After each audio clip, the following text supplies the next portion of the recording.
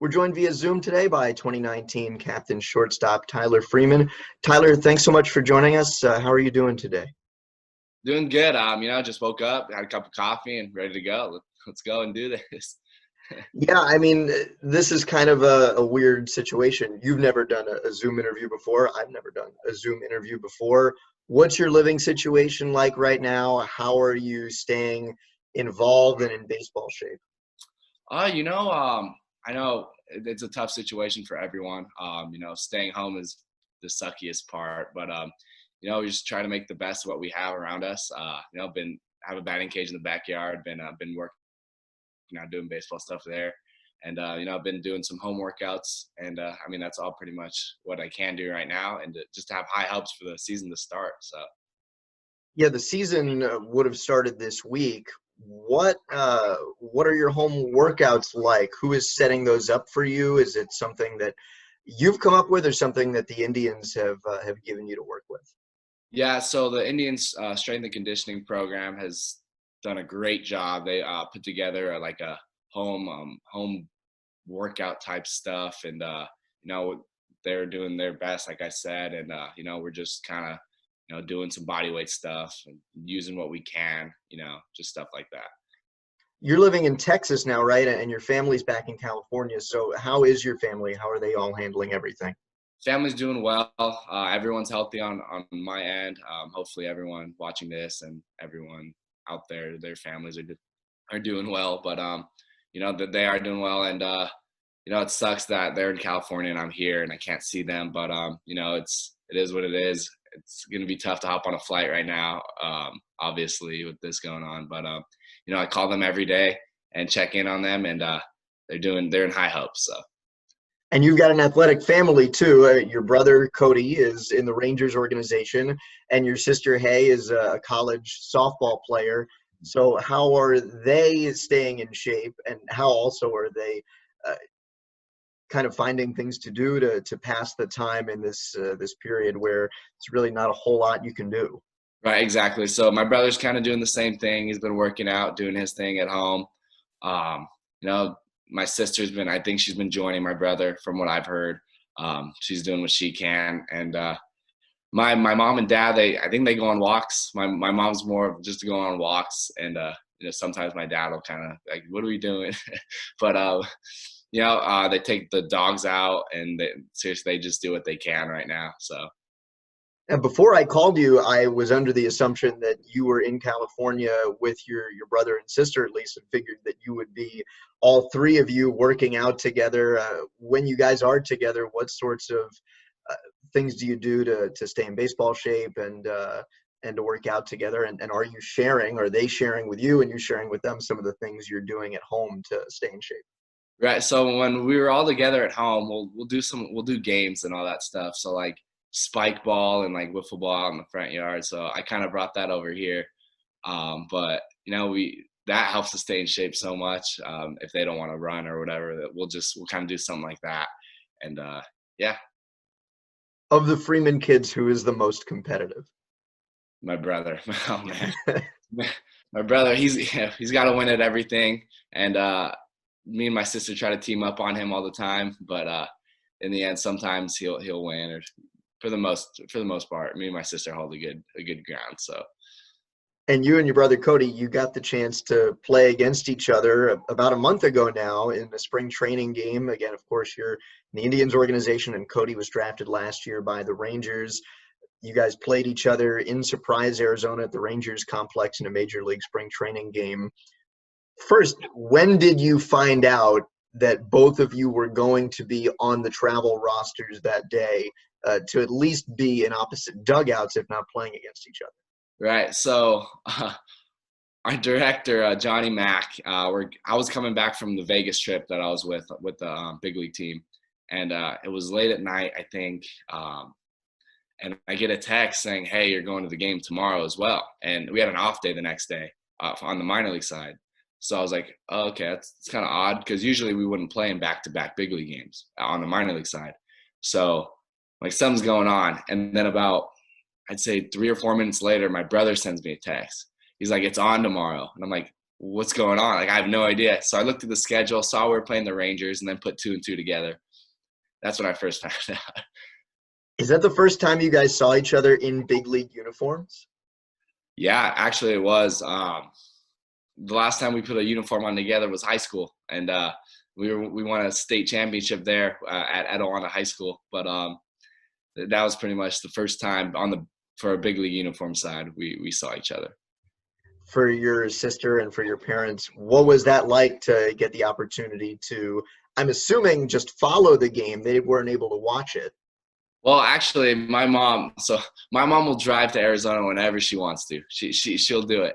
So she got in a car with my sister. They drove out to Arizona to watch the game. My dad was sick that day, so he stayed home. He was disappointed, but he had to stay home. And they came out. My mom and sister came out to watch me. So between the two of you, your two performances, who would you say won that brother bout? I'm gonna say I won. I got a hit. No, nothing on my brother. He didn't get a hit, but he grounded out to me, which was pretty funny. Um, and then I popped up to him to end the game, which I thought was funny.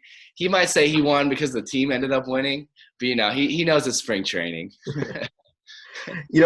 One of my greatest memories from last year when you were with the Captains was I was sitting across the aisle from you on the bus when your brother got drafted. You were on your phone all day waiting to see when Cody would get picked, and I just remember the reaction from you and the reaction from your teammates when Cody was drafted. What do you remember about that day, both for yourself and for your brother? What's it been like since for your family? Yeah, so it was a little different for my brother. He wasn't sure when he was going to go. Actually, I wasn't sure where I was going to go, to be honest. But so we're just waiting for a name to be called, and I heard from him saying, "Hey, I might go here, I might go here." He wasn't sure yet. And then we're on the bus, and my brother just sends me a text like, "Hey, I think it's happening soon." So I got my phone out real quick. I'm watching the video draft, and I was like, "Don't tell me what team. I want to be surprised. Please, just keep that to yourself." And next thing you know, his name was called, and I'm telling you, I was more excited of him being drafted the day than I was drafted. It was just surreal. I got asked that question talking to somebody about his draft day and whether you were more excited for him, and it certainly did seem like you were more excited for Cody than you were for yourself. I sure was. Going on my draft, it was crazy. I wasn't expected to go the first day. So I mean, I was playing video games with my brother inside our house, and then my agent starts calling, and it's like, "Yo, I think you're getting picked today. Like, start watching the TV," which I did, and it was crazy. It was crazy. So you were following your brother's draft more closely than you were following your own? 100%. Well, another guy who got drafted by the Indians last year is a close family friend of yours, your brother's best friend, Joe Naranjo. I know you guys can't see each other right now, but in this offseason, were you and Cody and Joe all working out together? I wouldn't say working out. We weren't, but coming into like spring training and stuff, I was seeing Joe every day. I was talking to him in the locker room or the weight room, whatever it may be. But then after our days would be over, we would go see my brother. So we would all hang out together, which was pretty funny. You've known Joe for, gosh, I don't know how long. What's the scouting report on Joe for Indians fans? Yeah, I've known Joe. My brother's been playing with him. I'm not lying, since I think they were 7 or 8 years old, and the, every time I would go and watch him play, and I'm not lying, he would either go 3 for 4, 4 for 4, doubles, triples. He's an exceptional hitter, and I've seen him take BP here with the Indians. He has not lost anything. I mean, he's going to be a gap-to-gap hitter. He's going to show that sneaky pop. He's going to hit some home runs. Just get ready. He's going to be something special to watch. Well, I want to get to what you're doing right now and your living situation now. You're down in Texas, living with a few other Indians prospects, one of whom was a teammate of yours with the Captains last year, Jonathan Engelman, and the other was with High Lynchburg last year, Stephen Kwan. You said you set up this batting cage at your place. How did that all come about? What's your day-to-day like with those guys? Yeah, so we got our batting cage set up in the backyard. So I moved in here the off season, not this off season, but the off season, the real off season. And I had the batting cage built, helped by my grandpa, and my uncle, um, and we got some like the pitching machine. We got the tee, the L screen. So we go in the backyard, we feed to ourselves, we hit, do what we can. We'll play catch in the front yard, just kind of like in the street or whatever. And then we just kind of do the lifts here that the Indians send us. So we're still on a grind. I mean, we're still doing 4 or 5 times a week. We'll take the weekends off, let our bodies recover. But for the most part, we're still working out and doing our thing. What sorts of things during the, as you said, real off season were you working on? Because I know last year we talked about you trying to increase your plate discipline. That was a big focus of yours. What was the focus this off season? This off season, for the most part, it's been the same as you were saying. Obviously, still work on the play discipline stuff. I felt like it got better the first half, and kind of credits to Fermin as I have before. He's just been helping me with all that stuff, and then maybe the second half I kind of got a little away from it, but that's just the type of player I am. No, this I just been working out, trying to get bigger and stronger. Obviously, I know it comes with time, but just try to get a little head start on that, and just still working on my speed, and working a little bit more on pulling the ball. I know that's kind of been one of my down points, but working to kind of put the ball in the air on the pull side, because when I would try pulling the ball, it would be maybe a ground ball or like maybe a tad low line drive to where they can catch it. So I'm just kind of maybe lifting those pulled balls, but still keeping the same approach that I usually have and stuff. So Yeah, you were maybe one of your toughest critics last year. I remember one play, gosh, I want to say we were in Lansing, where you hit a ball off the top of the tall wall, I think in left center field, and you hit a triple, and you got back the next day. We were standing around the batting cage, and you were frustrated, I think, talking to Jason Esposito, captain's hitting coach, about how irritated you were that the ball didn't go over the wall. So you're trying to get a little bit more pop and turn those triples into home runs this year? yeah, absolutely.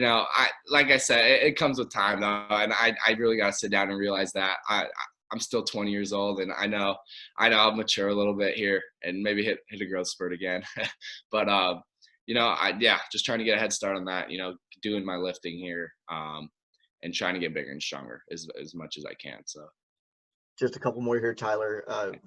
Last year, your first full season in minor league baseball. What sort of things did you learn and take away? I learned a lot last year. I'll tell you that. Playing the same teams over and over again, they read your scouting report and they'll stick to it. And you kind of got to adjust to that. You got to learn to adjust. That's one of the biggest things. And then the long season, obviously, once you're towards the end, it's a wear and tear on you for sure. That's something that I didn't really think would happen to me. Always having like high energy and stuff like that, and never thinking it would catch up to me, but it sure did. We would maybe lift once or twice at the end of the season, and I regret that. I lost a lot of weight. Just kind of keeping up. You got to keep eating. Got to keep working out and stuff. That's what I was planning on working more towards this next season, and just keeping the same work mentality, and to kind of go from there. So. And I can't believe we got to the last question of this interview before we talked about your best friend, Jose Fermin. You mentioned him a couple questions ago, your partner up the middle last year with the Captains. Gosh, you guys were inseparable. I remember you wearing those Thing 1 and Thing 2 shirts to batting practice every day. How is Jose doing? How are you guys staying in touch? Yeah, I talked to him yesterday, I think for like a couple hours. We were just kind of messing around and stuff, but he was giving me tips on how to cook. So I was learning how to grill. He was like, dude, you got to do this, you got to do that.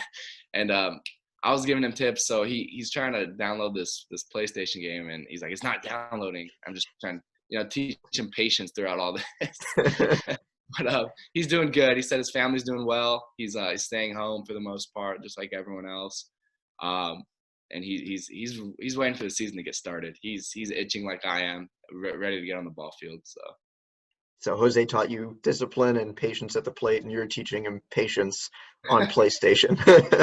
And he's teaching me how to cook right now. So Awesome. Well, Tyler, thanks so much for taking the time. Best of luck during this extended off season, and take care of yourself and your family. All right. thank you. You as well. And thank you for everyone that's watching.